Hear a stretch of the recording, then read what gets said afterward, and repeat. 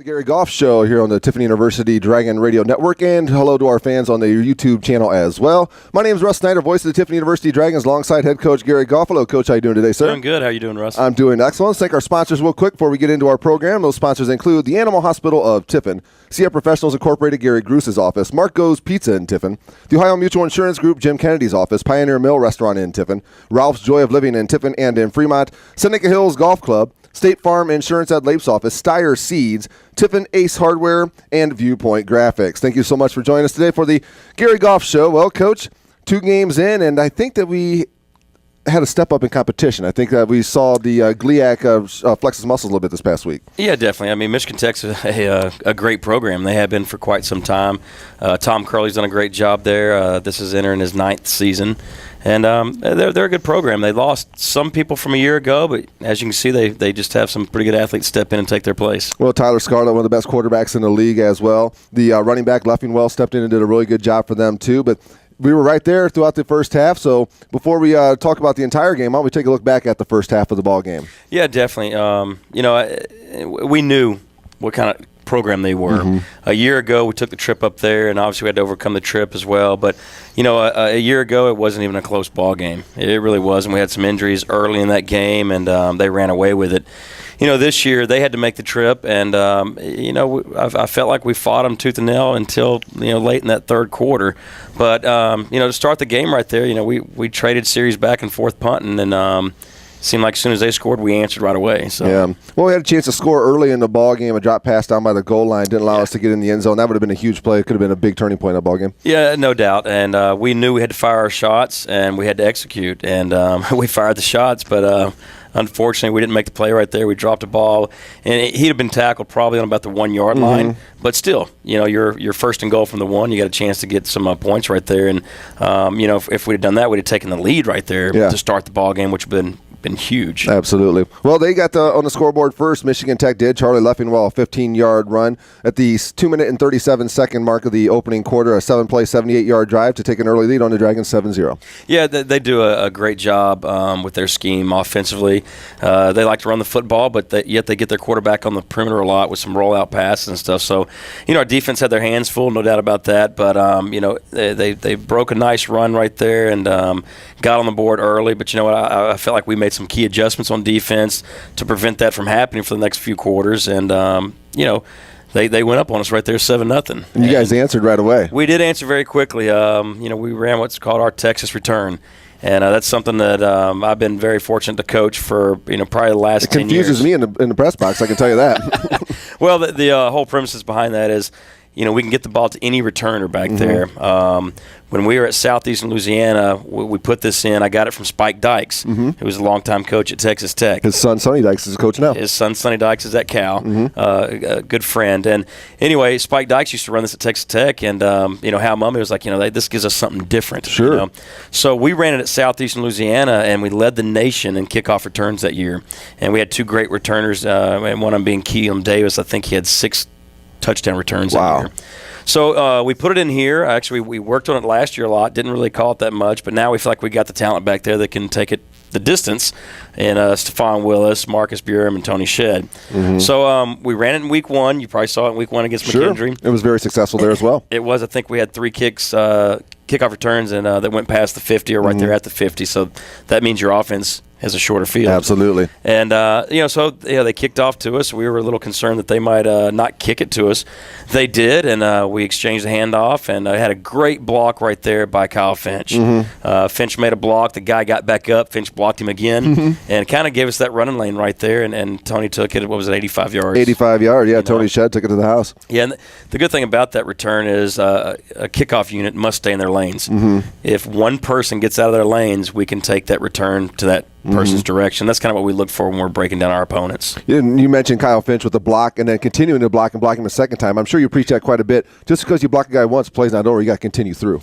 Yeah, definitely. And with that unit, I think with all kickoff returns, if you look at the depth of that front line, if they get back deep enough, 25, 30 yards, they don't have to maintain that block quite as long.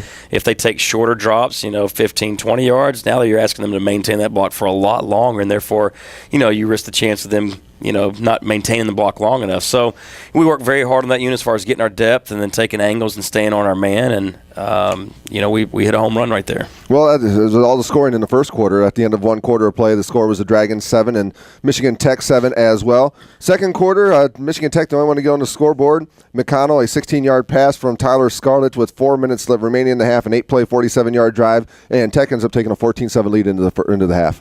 Yeah, they ran a kind of a rollout with their quarterback, and they high-load our corner right there.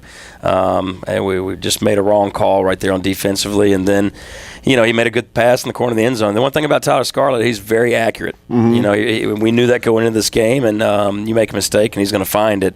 And he did. Unfortunately, that was kind of like the previous week. We gave up a touchdown right before halftime, which you got to get out of that habit right there. And you mentioned Scarlett and his accuracy. He seemed like he got more accurate as the game went on. It took him a little bit to get his feet underneath him, and then he got and working in the new receivers too, probably. Right, exactly right. I mean, he hadn't played a game with these receivers yet because he's got a brand new receiving core. So, you can go out there and practice and rep something a million times, but it's just different when you get into a football game and everybody's moving a little bit faster. 14-7 going into the half. What did you talk to your kids about for your adjustments working in the second half? Well, we talked to him about, playing the next play, and the score was 0-0 for us, for starting the second half. And, I talked to him all about, I want their best effort. I don't want their average. I want them to be at their best. And I challenged them all to go out and play the game of their life that second half because, Michigan Tech, as good of a program they are, it was right there for the taking, and a lot of people, they can coach their teams as far as, hey, we're going in Tiffin, they're a better team, look out. But you know what? Their players are not going to listen to that until we take the next step and upset some people that, we're very capable of doing, but nobody else believes. So, it's kind of what we talked about at halftime. The game's there for us to take. And it was very, very important that we came out in that third quarter and stopped them because they were getting the ball, stopped them, kept them off the scoreboard, and then we answered with a quick score. And, we actually did that coming out in the third quarter. Well, let's talk about that after the break. Okay. There you are watching and listening to the Gary Goff Show here on the Tiffin University Dragon Radio Network. We'll be back with a look at the second half action of last week's game against Michigan Tech right after this.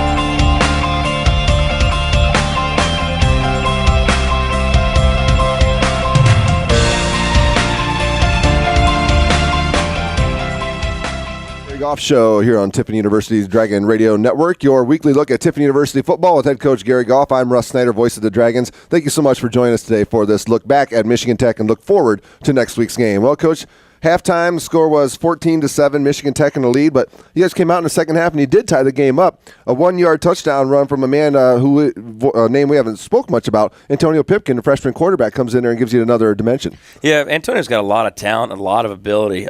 He's a smart young man. He had a couple of Division I offers, and he decided that he wanted to play. I think those Division I schools had told him they're definitely going to redshirt him. And he definitely wanted to play right away. And he's also going to be, I think, a small forward for our basketball team here. So he's going to be a two-sport athlete here at Tiffin. Great. And that was appealing to him as well. And, sometimes young men choose D2 because they can play two sports. Absolutely. Yeah. But Pipkin is a talent. And as he learns this offense more and more and more, he's going to be dangerous, because I think you were out there earlier in camp and saw that he can throw the ball a mile. Oh, yeah. And he can run. So, we got a small package for him that'll continue to expand. That'll give some of our opponents a little bit of trouble because, at first they're going to look at him as, okay, well, they put in number 14, they're just going to run the football with him. But He can throw the ball too. Yeah. And so we're going to expand his package. But, yeah, we came out there in the third quarter. Our defense got a quick turnover. Yeah, you got only a 32-yard drive, so great field position to start. Right. The defense got created a fumble, got a real quick turnover, and then I think we scored in about 3 or 4 plays. Big play right there is we converted a 4th and I think 6. We hit Jeremy Armstrong right down the seam, and he got tackled right there on the 2-yard line, which, again, we're making a big play and get tackled right there on the goal line. And then we brought in Pipkin, and we ran off tackle right there, pretty much just quarterback power. You went 5 different times. You went for it on 4th down and converted 2 of them for 40%. What's the average number on a 4th down conversions for a ball club? Well, it's probably not very high, to be honest with you. I'd say it's probably going to be lower than 30% for the year, depending on how many times you go for it. You might have some programs that only go for it twice and get it twice, so maybe their percentage is up. But, I felt like they're late in the ball game after they took the lead. We had no choice but to go for it on a few 4th downs if we were going to get back into this game. So, that's why we went for it more than normal on 4th down. Well, field position and situation in the ball game always dictates what you're going to do in that type of thing. And I think they went for it on 4th down. They went for it 5 times as well, but only converted once. Right. And, sometimes as running your offense, if you get right there on the plus 35, plus in between 30, the punt and field goal. If you punt, what are you gaining 10 yards? So sometimes it's worth more to you to just go for it right there. And if you get it, that could be a big score you pick up. Or if you don't, well, your opponent's going to start right there on the 30-yard line instead of the 20. Well, at this point, the game's tied up at 14 apiece, and we're still in the third quarter. And Michigan Tech decides to get their fullback, Cole Welch, involved, and he had a couple 1-yard touchdown runs, a 7-play, 75-yard drive, and a 6-play, 60-yard drive to start the fourth quarter. A big fellow get down to the goal line. He was tough to stop down there.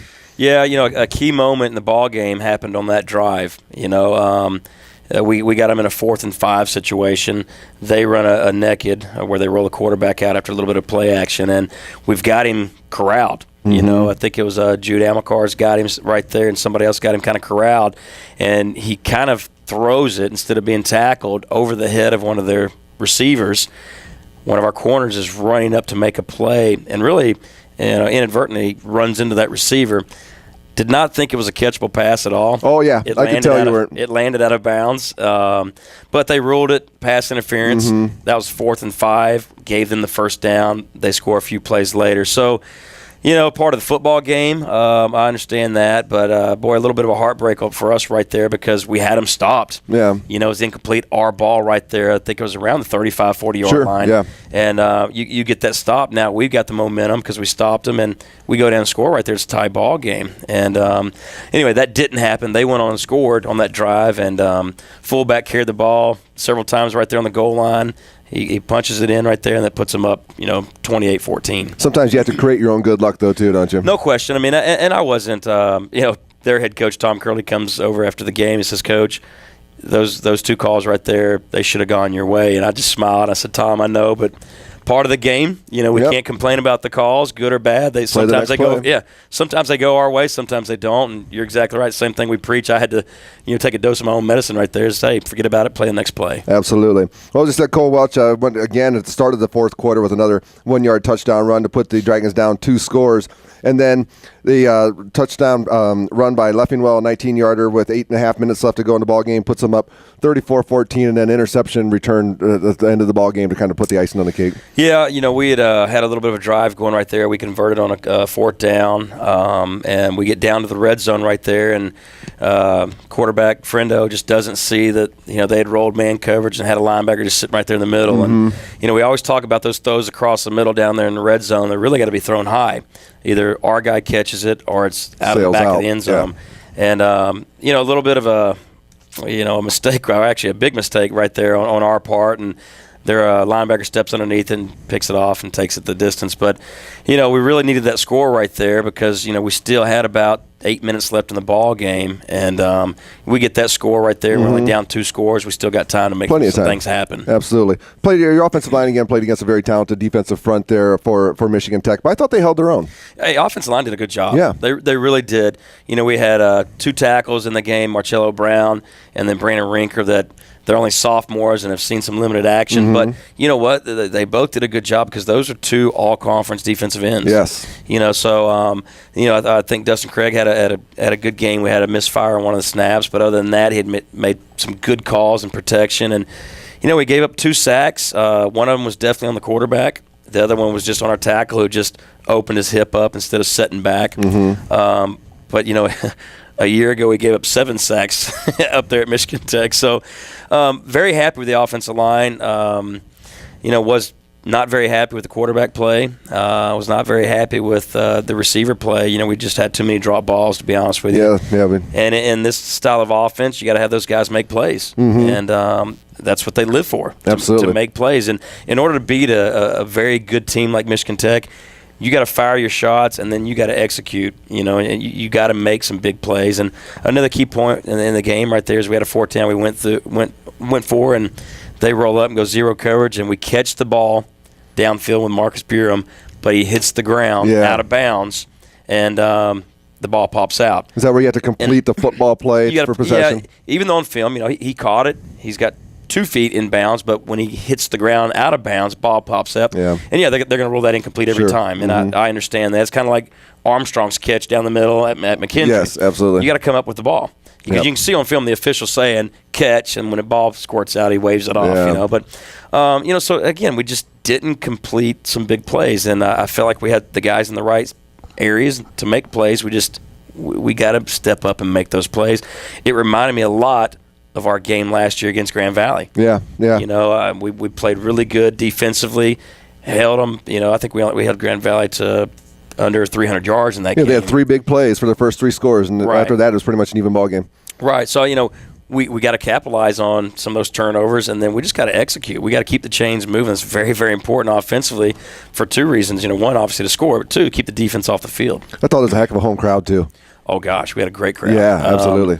The gentleman Walt who runs the stadium over there, the maintenance. Walt told our athletic director, he goes, "I've never seen this many people at a TU game." Oh yeah, I've been going to Tiffin University games for years, Coach. Long before working with the university, and I've never seen a crowd like that either. Before the game and during the game. I think all of our athletic staff did a great job on some of the pregame festivities and getting everybody out, into the game, and great atmosphere, great day of football. and I thought we played very hard for 3.5 quarters. We just got to learn how to finish and, learn how to beat good teams. Yeah, well, we're going to have a chance to beat a good team next week. We'll talk about that in a little bit. I saw Coach Noogie out there. If you had missed our conversation with Coach Noogie last year, stick around because you're going to enjoy this guy. You are watching the Gary Goff Show on the Tiffin University Dragon Radio Network.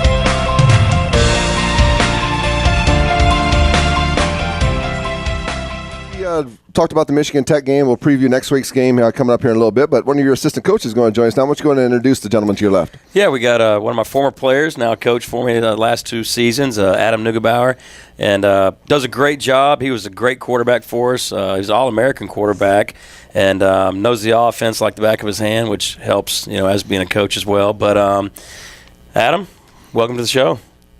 Thanks. Appreciate it. Well, we talked to you last year, I believe, one time, right? Didn't you join us last year on the program? Yeah, it was a good time. I enjoyed it. So has your role changed at all this year from last year? Did you increase what you're doing with the team? Why don't you talk about a little bit what your role is on the program? I'm still the running backs coach, but I think Coach Goff puts a little bit more responsibilities on me. I think he can trust me with another season under my belt.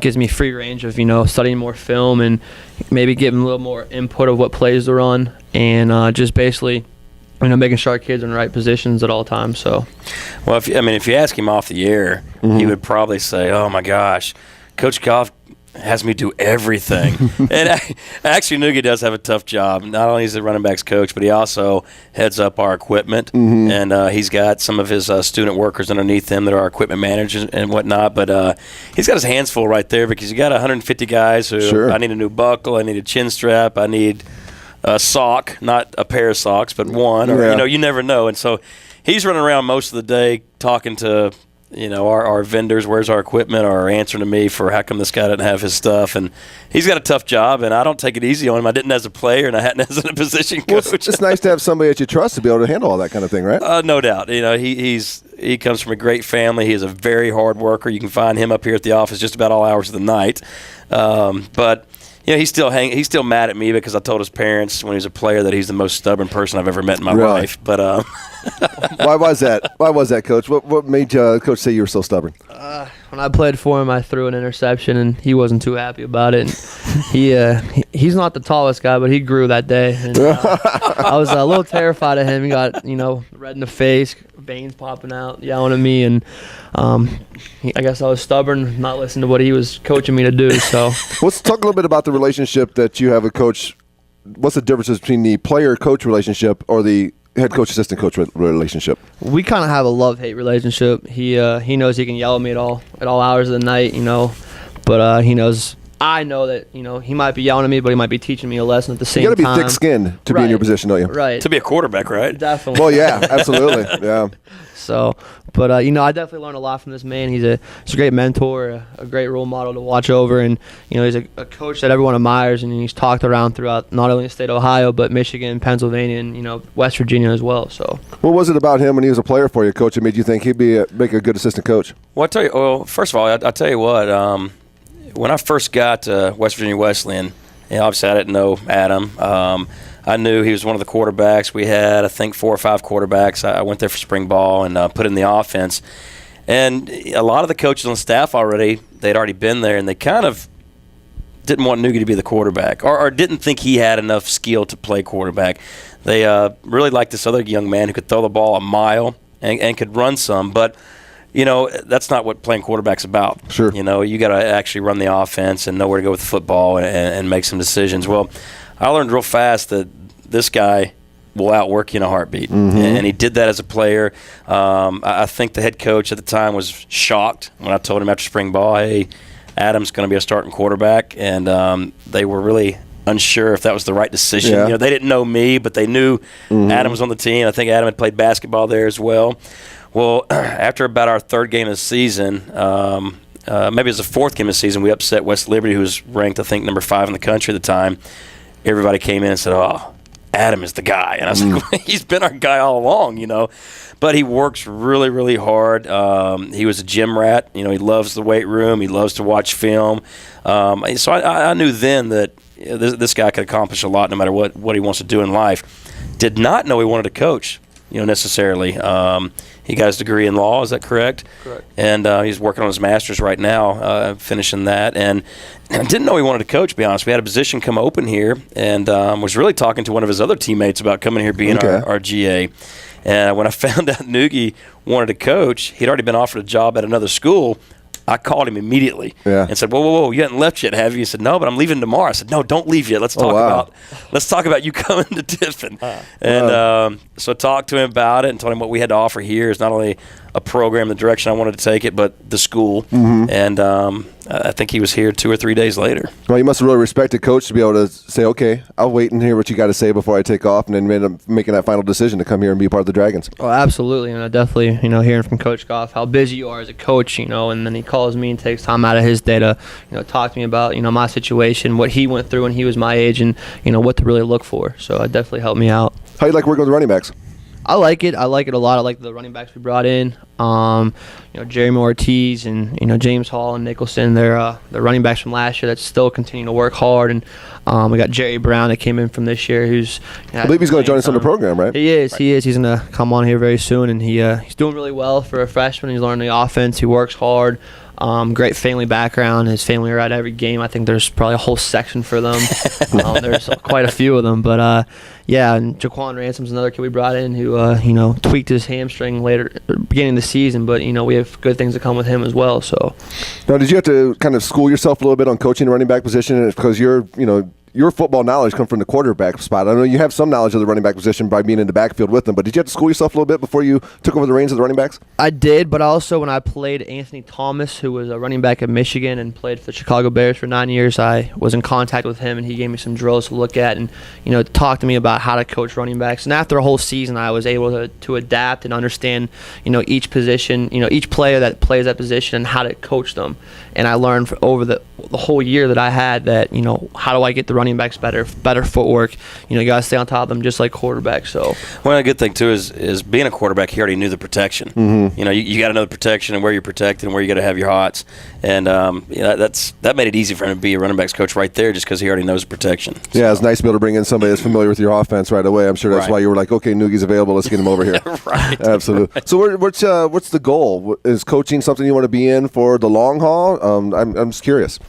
I definitely want to stay in coaching. I love coaching. It's a great feeling to see a kid produce and get better as the days, years go by. That's the greatest feeling in the world. It might be long hours, but it's definitely worth it. And it's definitely the coaching staff that you're with is definitely important as well. If you have a great coaching staff, it's going to be a great time. Well, it's not only rewarding to see how they grow on the field, but to see them grow through the classroom and get their degrees. And the coaches talk about all the time. They come in as boys and leave as men. That's got to be rewarding to see as well from a coaching standpoint. Absolutely. You see them, maybe they weren't as mature as when they came in. When they come to our football program, they're going to become men, and men are going to accomplish goals, not only like you said on the field, but with families that they might have someday. So yeah.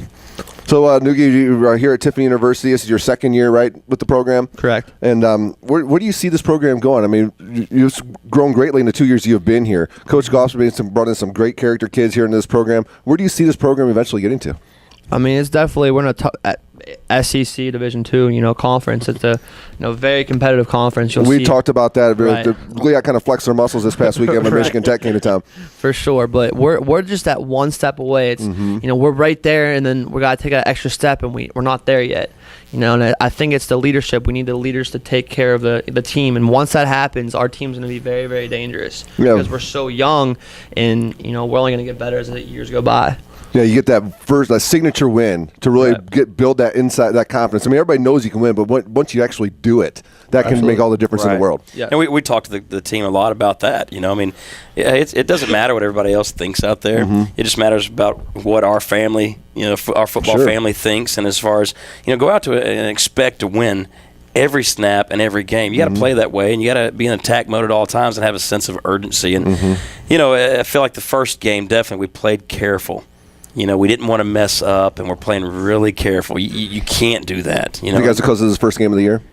Well, I don't know. I don't know if it was the first game of the year as much as they just didn't want to mess up. And, of course, nobody wants to mess up. Sure. You got to play this game 100 miles an hour. Yeah. And you can't play it with caution. No. That's for sure. No. Well, yeah, if you're playing reserved, you're not going to get the most out of yourself athletically, but you can also make yourself prone to injury, and all kinds of things can be a bad effect of that. Right. Well, we got a lot of talent. We know that.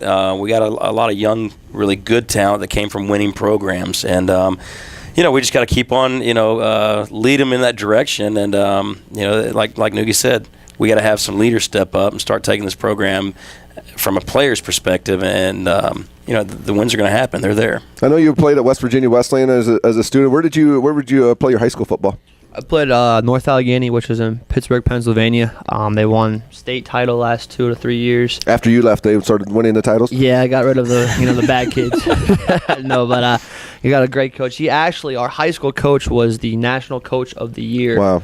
Last year. So it's pretty impressive. A great program. Everybody knows about Pennsylvania high school football, Ohio high school football. It's something special. Well, if you don't, just ask Noogie. He'll tell you in a heartbeat. Yeah. And you're a Steelers fan? I'm assuming? Yes, they played tonight around 9 o'clock, I believe, against the Bengals, so hopefully get that win. And he's also a big-time Pirates fan. Yeah, well. And since we're Braves fans, we always talk about how the Braves actually ended their dynasty. Yeah, exactly. Yeah. Do you remember a good name, Sid Bream, by chance? I probably wasn't born. Oh, yes, you were. You were around for that. I don't recognize it. Well, Coach, you got anything else for Coach Neugebauer? No, Adam does a great job. I know his players like him a lot and respect him. He works extremely hard. He's always got a good attitude, positive, ready to work. Sometimes I know, he gets mad at me because, I'm telling him he needs to do this, but sure. he takes it and he understands why. Like you said, I thought we had a love relationship. He said it's a hate-love relationship. So I don't know what that means, but if he needs to blow off some steam, he'll yell at me. Yeah, well, I'll just grab Noogie or call him late at night. Yeah. Well, every coach has one of those, don't they? That's right. Absolutely. Right-hand man. Yes. I'm very thankful to have him. I really appreciate his hard work. And like I said, he comes from a great family, and he's going to be a great coach. Well, you always help me out whenever I need anything as well, so I don't lean you on you quite as hard as Coach does, but I do appreciate everything you do for me as well, Coach Neugebauer. So thank you so much for taking time for us today. I appreciate it. Thank you. His name's Adam Neugebauer. He's one of the assistant coaches taking care of the running backs here at Tiffany University. Let's talk to one of those running backs after this break. Sure. You are listening to the Gary Goff Show on the Tiffany University Dragon Radio Network.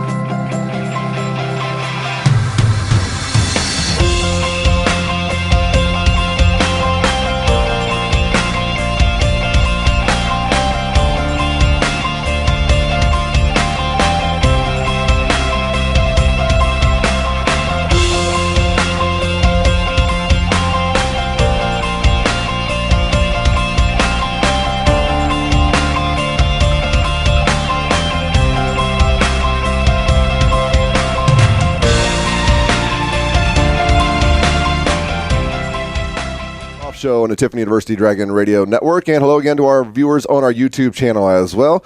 Coach, we had a chance to talk to running backs coach Adam Neugebauer a bit ago, and now we're going to talk to one of his running backs. I want you to introduce your student athlete. Yeah, we're going to have Jerry Brown join us here. Jerry's from Macomb.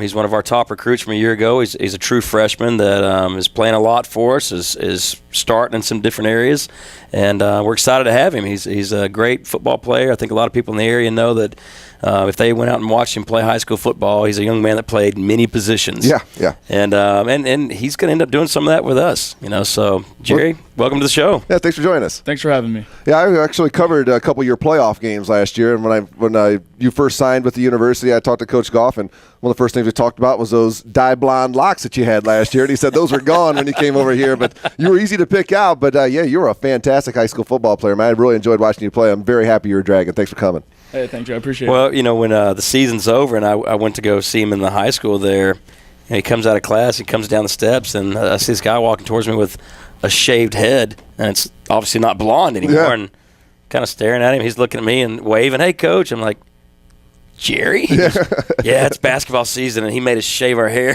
Oh, wow.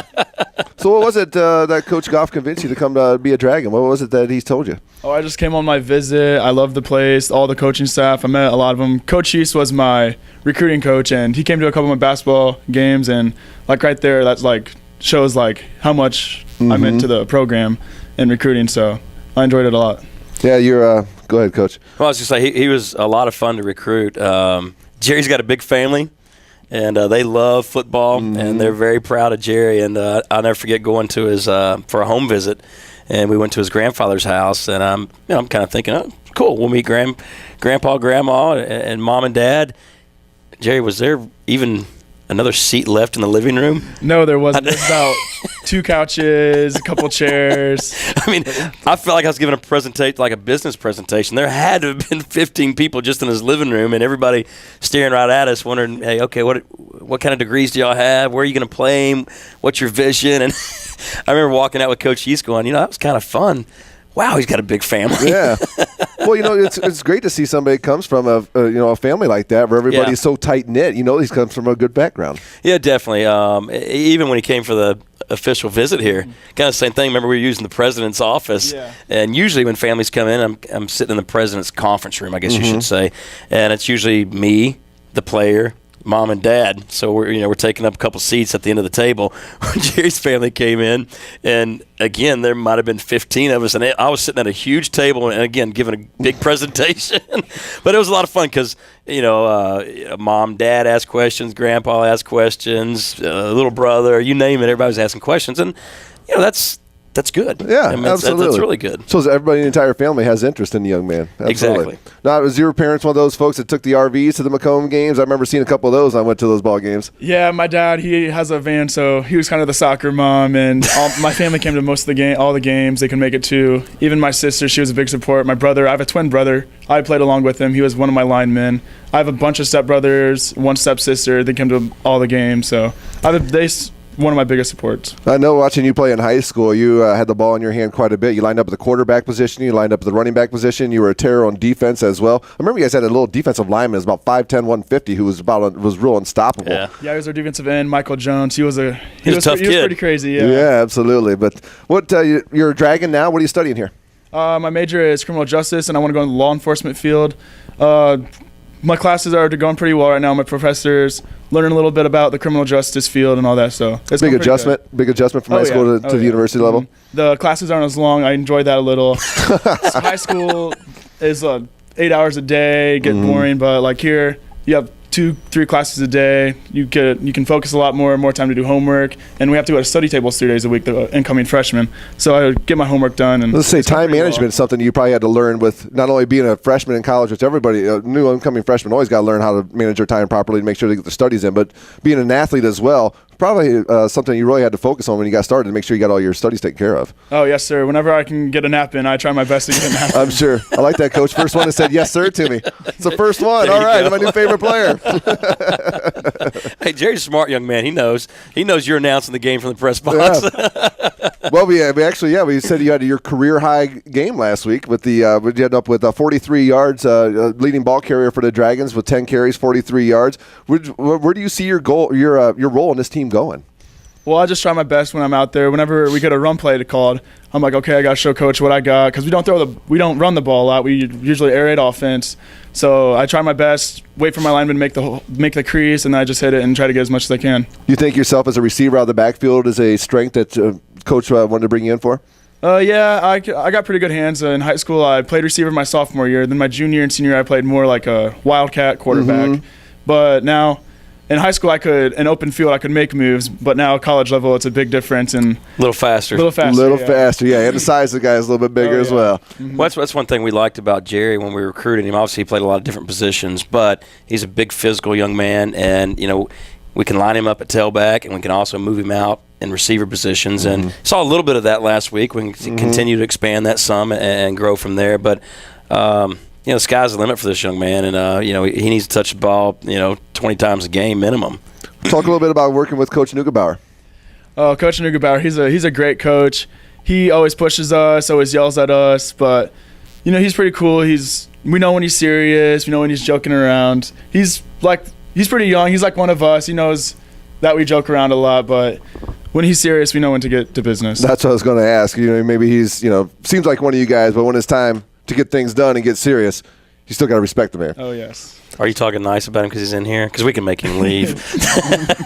No, he's a pretty good guy. So what's your plans after graduation? You're studying criminal justice. You say you'd like to work in the law enforcement field? Yes, maybe going to the police force when I get out of college, but my uncle, he's a SWAT officer in the Dayton area, and I talked to him about it, so I'm kind of interested in the SWAT. That'd be pretty interesting work, to say the least. Yeah, you probably see some pretty neat stuff down there in Dayton, I guess. Some stuff that you don't see on the everyday streets here in Tiffin, Ohio, that's for sure. But so you've had one game on the road, you've had one game at home, now a big test this weekend going to your first conference game on the road against the Grand Valley State Ball Club, which everybody knows if you've watched college football for any amount of time over the last years, you know who Grand Valley State is. You ready for this weekend? Going to be some challenges for you guys. Oh, yeah, Grand Valley, the coach is saying they were ranked 8 last week, and they're probably going to be the top 5, so we got to focus up this week, take practice, take every rep, and make sure we're doing our jobs. They said, Tiffin, there's about 20,000 people in Tiffin. The stadium only gets about 2,000, but they said Grand Valley, that's a pretty big stadium, 30,000 people go there, so it's going to be a big environment. I remember we went there a couple years ago. We pulled in, there was RVs tailgating people in jerseys and whatnot. I think they just did a renovation in their stadium as well. So, yeah, it's a big university, the biggest university in the conference, I believe. Yeah, it's got to be one of them. Them and Wayne State. I think they added 10,000 seats to their stadium. It's pretty impressive. But, we got to overcome the environment. Yeah. And the go field's the same size. Exactly right. Go up there and play football. And, hey, I mean, it's not like they have never been beaten before. No doubt. Absolutely. So what's your favorite thing about college so far besides playing football? The naps? Naps, that's what I was going to say. Naps, yeah. The naps? I'm pretty tired, but tonight I'm going out to dinner at James Hall's house. We're making tacos. He's another running back. Yeah. So. Yeah, We've had James Hall on the show. Yeah, James is a good kid. Yeah, absolutely, he is. absolutely. We got anything else for this young man, Coach? No, just again, he's a good young man. Comes from a great background. He's the type of person we want in the program. We want great football players like everybody does, but we want people with good character, and he fits all the above. And you're going to see him doing more and more for us offensively. Yeah, tell that big family come look me up in one of the games sometime and introduce themselves. I'd love to meet them. You can't miss them. They probably still wear your jerseys to the games and stuff. Probably. Well, yeah, his name is Jerry Brown. He's a freshman running back for Tiffin University from Macomb. Doing a great job so far, leading ball carrier last week. And as you said, Coach, probably more and more carries to come as long as he keeps working hard. Exactly right. All right, well, let's talk a little about this upcoming week. We got our first road game in the GLIAC Conference going up to Grand Valley State. We talked about what they're ranked. They always have a high quality. I remember last year their backup quarterback comes in as a leading the nation in pass efficiency, so they just next man up there. But we've talked about it before. It's never about what they do. It's about what you do. Sure. Like I said, it'll be a big task for us. I think out of our 22 starters, only 5 have been up there before, and it's a neat environment. You're gonna they got that should bring out the best in you, right? No doubt. They got a huge campus. They pull you through the campus, through all the students and everybody yelling at you and all that stuff, and it's a good college football atmosphere. And but they've got a few injuries. I've heard their starting quarterback might not be playing. He missed last week's game. They got a defensive end who's banged up. They got a safety who's banged up. But, I can promise you they got some guys that they can plug in right there. They lost that all everything. Receiver Johnson last year, I believe was his name. Johnson. But they're very, very talented. They play extremely hard. But you know what? At the end of the day, they're just a football team just like we are. Well, you look at our first 2 games, you cut out a few mistakes, and we're right there. Exactly so right. It's doing what we got to do and doing what we got to do well, and we're going to be right there. And if the better ranked teams always won, then why would you play the game? Yeah, what's the point? Exactly. Absolutely. You see it each and every Saturday. We're going to have a lot of fun with this. I told the team today we need to practice hard every snap all week long and have fun and be the most excited team to play. And nobody else in the world might not give us a chance, but we know if we take care of business, we can go up there and win. Absolutely. I expect great things out of our team. It's still early in the season. We're still learning some things and figuring some things out as a team. Where are we at as a team? Are we that tight-knit family-type team we want to be, or are we still a bunch of individuals? So this will be a good test for us, without a doubt. 7 o'clock kickoff Saturday night. Always a night game up there. Yep. Our pregame show will start at 6:30. You can tune us in the Tiffin area and in Northern Ohio at Coast 100.9, which is WMJK. You can also find us on your Radio Loyalty app, which is free in your app store. Coast 1009 is the name of that. And you can also go to coast1009.com and listen to us on the web as well. So make sure you tune in and support the Tiffin University Dragons. Thanks to Coach Neugebauer for joining us today. Thank you again, Jerry Brown, for joining us. Best of luck, young man, not only in the football field, but with your studies. And tell that big family we said hi and give them our best, okay? Thank you. All right, let's thank our sponsors one more time before we wrap up our program today. Those sponsors include our title sponsors, CF Professionals Incorporated, Gary Gruse's office, and Ohio Mutual Insurance Group, Jim Kennedy's office. Marco's Pizza, the Pioneer Mill Restaurant in Tiffin. Ralph's Joy of Living in Tiffin and in Fremont. Seneca Hills Golf Club. State Farm Insurance Ed Lape's office, Steyer Seeds, Tiffin Ace Hardware, Viewpoint Graphics, and Marco's Pizza. So that'll wrap up our program for today, Coach. We're going to be moving our program from Monday nights, if you're listening to us on the radio in Tiffin on WTTF, to Wednesday nights. We've had some technical difficulties the last couple of weeks. Let's just try to eliminate those and make sure we can have a good, fun program for everybody to enjoy. So, sure. Coach, thank you so much for taking time for us again today. Let's go get them Saturday. Thanks, Ross. Appreciate it.